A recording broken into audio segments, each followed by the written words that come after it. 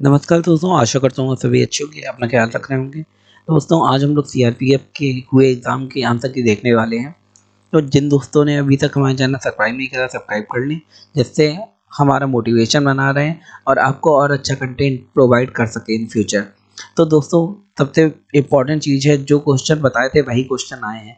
तो जिन दोस्तों का भी एग्ज़ाम होने वाला है वो इस वीडियो को पूरा देखें, जिसका एग्ज़ाम हो चुका है वो मैच कर लें क्वेश्चन। और दूसरी बात, सबसे इम्पोर्टेंट बात है कि पेपर सिंपल आया है, लोग काम कर रहे हैं, लोगों का पेपर अच्छा भी हो रहा है बता रहे हैं, तो कट ऑफ हाई जाने के चांसेस हैं। तो आई होप आपका भी पेपर अच्छा गया होगा। अगर नहीं गया अभी तक तो इन क्वेश्चनों को देख लें और इन क्वेश्चन के जैसे ही पेपर आ रहे हैं। अभी तक अगर आपने पिछला वीडियो नहीं देखा जिसमें पूरी डिटेल दी गई, वो भी देख लें। चलिए स्टार्ट करते हैं बिना देरी गवाए हुए। पहला क्वेश्चन हमारा, जनगणना 2011 के अनुसार तीसरा सबसे कम आबादी वाला राज्य कौन सा है। इसमें तीसरा पूछा गया सबसे कम आबादी वाला राज्य है, वो है सिक्किम। तो 2011 की जनगणना के अनुसार सिक्किम भारत में सबसे कम जनसंख्या वाला राज्य है। जनगणना 2011 के अंतिम आंकड़ों के अनुसार राष्ट्र की जनसंख्या 1 to 1, जैसे आपने 121 करोड़ बहुत बार सुना होगा, तो 1 to 1 बिलियन मतलब 121 करोड़ है, जिसमें 623 मिलियन पुरुष और 586 मिलियन महिलाएं हैं। उत्तर प्रदेश भारत के सबसे अधिक आबादी वाला राज्य है, आपको सभी को पता ही होगा। इसकी आबादी ब्राज़ील के बराबर है, क्योंकि ब्राज़ील की भी आबादी अप्रॉक्स 22 करोड़ है, 22 करोड़ है। उत्तर प्रदेश की आबादी अब करीब अप्रॉक्स 25 से 30 करोड़ के बीच में होगी। आगे देखते हैं हम कुछ और फैक्ट, क्योंकि जनसंख्या से क्वेश्चन आना ही आना है, इसलिए ज़रूरी है कि आपको सारे फैक्ट पता हों। 2011 की जनसंख्या के आधार पर मुख्य बिंदु निम्न है। जैसे सर्वाधिक जनसंख्या घनत्व वाला राज्य कौन सा है, बिहार। मतलब जनसंख्या घनत्व क्या होता है, जितना एरिया होता है उस पर्टिकुलर एरिया में कितने लोग रह रहे हैं। सपोज करो 1 किलोमीटर का एरिया है गोल, उसमें अगर 10 लोग रह रहे हैं तो जनसंख्या घनत्व कम होगा, अगर उसमें 1000 लोग रह रहे हैं तो जनसंख्या घनत्व ज़्यादा होगा। आगे देखते हैं सबसे कम जनसंख्या घनत्व वाला राज्य कौन सा है, अरुणाचल प्रदेश। मतलब पर वर्ग किलोमीटर के एरिया में यहाँ पे कम लोग रहते हैं। उच्चतम जनसंख्या वाला राज्य, जाहिर सी बात उत्तर प्रदेश में 25 करोड़ जनसंख्या है। सबसे कम जनसंख्या वाला राज्य अभी हम लोगों ने बात करा सिक्किम है, जिसका बर्थ रेट भी, फर्टिलिटी रेट भी 1.1 है। उच्चतम लिंगानुपात वाला राज्य है केरल, यहाँ पे महिलाओं की संख्या पुरुषों से ज़्यादा है। सबसे कम लिंगानुपात वाला राज्य यहाँ पे हरियाणा, जहाँ पे विमेन इन्फेंटिसाइड मतलब बच्चियों को गर्भ में ही मार दिया जाता है। उच्चतम साक्षरता वाला राज्य आप सभी को पता है बिहार है, और निम्नतम साक्षरता वाला राज्य बिहार है। आगे देखते हैं क्वेश्चन, शिक्षा के लिए आम बजट कितना रखा गया है। शिक्षा के लिए आम बजट रखा गया है इतना, 12,898 करोड़।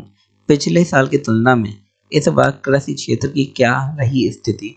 बजट में कृषि क्षेत्र के लिए 23-24 में कुल 1.25 लाख करोड़ रुपए आवंटित किए गए, जबकि वित्त वर्ष 22-23 में लगभग 1.24 करोड़ रुपए फंड किए गए। मतलब थोड़ा ही अंतर रहा है। शिक्षा के क्षेत्र में एक बड़ा अंतर आया है, पिछली बार के मुकाबले यह स्थिति आम बजट 2024 के लिए करीब इन्होंने गवर्नमेंट ने कहा 1,12,899 करोड़ रुपए आवंटित किए थे, जबकि 2022 में ये 1,04,278 करोड़ थे, यानी 8,000 करोड़ से ज़्यादा का इजाफा हुआ है। आगे देखते हैं खेल मंत्रालय को कितना बजट मिला है। तो केंद्र सरकार ने युवा और खेल मामलों के मंत्रालय के लिए 3,397 करोड़ रुपए का बजट पेश किया, जो कि पिछले साल की अपेक्षा 2,773 की अपेक्षा 723 करोड़ रुपए ज़्यादा है। स्वास्थ्य मंत्रालय का देखते हैं, बजट में स्वास्थ्य क्षेत्र के लिए 23-24 में 86,000 करोड़ रुपए आवंटित किया गया है। पिछले बजट में स्वास्थ्य के लिए लगभग 83,000 करोड़ रुपए आवंटित किया गया था, जबकि इसमें 2.71% की बढ़ोतरी हुई है। आगे देखते हैं नोटबंदी जो हुई थी 2023 के पीठासन कार्रवाई में न्यायाधीश का नाम, कि किसने नोटबंदी वाला फैसले की सुनवाई करी थी। तो फैक्ट जान लेते हैं।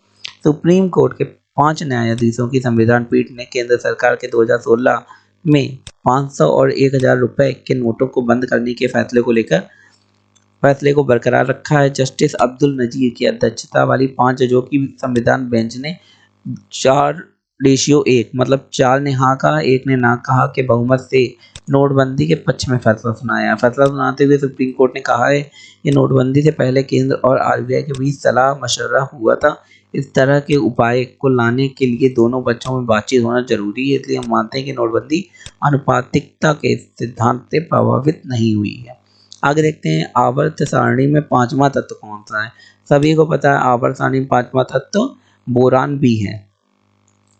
तो डी समूह तत्व आवर्त सारणी के बीच में होते हैं और समूह 3 से 12 तक के तत्वों को शामिल करते हैं। तो इसमें पांचवा की बात करी गई थी। आगे देखते हैं बेरियम एक रासायनिक तत्व है जिसका प्रतीक है Ba। परमाणु संख्या 56 है। यह समूह यस समूह तत्व का एक तत्व है। बेरियम समूह 2 में पांचवा तत्व है और यह एक नरम चांदी की क्षारीय पृथ्वी की धातु है। तो सिंपल सी बात है। आगे देखते हैं नीचे दिए गए नीचे तीसरा न्यूनतम साक्षरता वाला राज्य कौन सा। नीचे से तीसरा, तो नीचे सबसे पहले तो बिहार आता है, उसके बाद आता है अरुणाचल प्रदेश, उसके बाद आता है राजस्थान। ये सब नीचे से राज्य आ रहे हैं। उसके बाद झारखंड, उसके बाद आंध्र प्रदेश, उसके बाद जम्मू कश्मीर, उसके बाद उत्तर प्रदेश। तो सबसे कम साक्षरता वाले राज्य ये हैं। आगे देखते हैं स्टेट बैंक ऑफ इंडिया किस एक्ट से बना है। तो जो हमारे स्टेट बैंक ऑफ इंडिया बना है वो कौन से एक्ट के द्वारा बनाया गया था। तो आज़ाद भारत में साल 1955 में रिजर्व बैंक ऑफ इंडिया ने इंपीरियल बैंक ऑफ इंडिया को पार्लियामेंट एक्ट के तहत अधिग्रहण कर लिया था। तो सिंपल सी बात है, आरबीआई ने इंपीरियल बैंक को अधिग्रहण कर लिया था। ऐसा करने के लिए state Bank of India act 1955 लाया गया था। 30 अप्रैल 1955 में बड़ा बदलाव किया गया और इंपीरियल बैंक का नाम बदलकर state Bank of the India कर दिया गया। सिंपल सी बात है। स्टेट बैंक जो एसबीआई है इसका पहले नाम इंपीरियल बैंक था, जो 1955 के एक्ट में नाम लाके बदल दिया गया और इसका नाम स्टेट बैंक ऑफ इंडिया कर दिया गया। 1806 में पड़ी थी एसबीआई की नींव। मतलब एसबीआई जो बैंक है वो 1806 में 19वीं शताब्दी के पहले दशक मतलब 2 जून 1806 को कोलकाता में रखी गई थी। 3 बैंकों के विलय से बना था इंपीरियल बैंक। इसके बाद इसका विस्तार शुरू हो गया। दरअसल उसी दशक में 15 अप्रैल 1840 में मुंबई में बैंक ऑफ बॉम्बे की स्थापना हुई, जबकि 1 जुलाई 1843 में बैंक ऑफ मद्रास की शुरुआत हुई।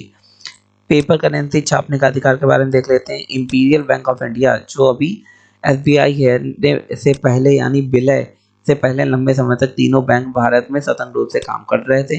1823 में ये तीनों बैंक सरकार के नियंत्रण में आ गए। 1861 में से पहले इन तीनों बैंकों को करेंसी छापने का अधिकार भी था।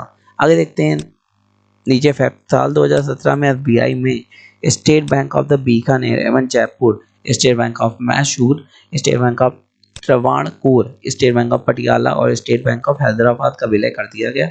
यह विलय 1 अप्रैल 2017 को हुआ था। तो दोस्तों अगर आपको हमारा वीडियो अच्छा लगा, हमारे काम को पसंद करते हैं तो हमारे चैनल को लाइक शेयर सब्सक्राइब जरूर कर दें। धन्यवाद।